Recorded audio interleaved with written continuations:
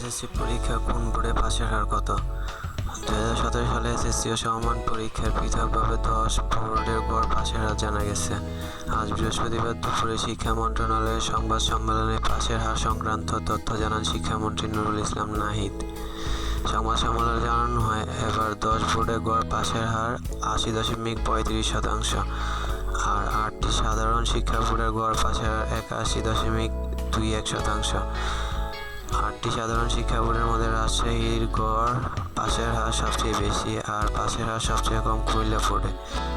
রাজশাহীতে পাশের হার 90.70%, ঢাকা বোর্ডে পাশের হার 86.39%, দিনাজপুর বোর্ডে পাশের হার 83.98%, চট্টগ্রাম বোর্ডে পাশের হার 83.99%, সিলেট বোর্ডের পাশের হার 80.26%, যশোর বোর্ডের পাশের হার 80.04%, বরিশাল বোর্ডের পাশের হার 77.24% এবং কুমিল্লা বোর্ডের পাশের হার 59.03%।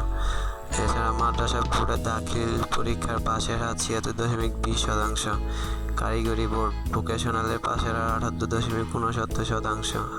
আজ বৃহস্পতিবার এসএসসি ও সমমানের পরীক্ষার ফল প্রকাশ করা হয়েছে। বেলা 2টায় শিক্ষা প্রতিষ্ঠান ও ওয়েবসাইট ও মুঠোফোনে নির্ধারিত পদ্ধতিতে ফলাফল প্রকাশ করা হবে। গত 2রা ফেব্রুয়ারি এসএসসি ও সমমান পরীক্ষা শুরু হয়ে লিখিত পরীক্ষা শেষ হয় 2রা মার্চ। ধন্যবাদ।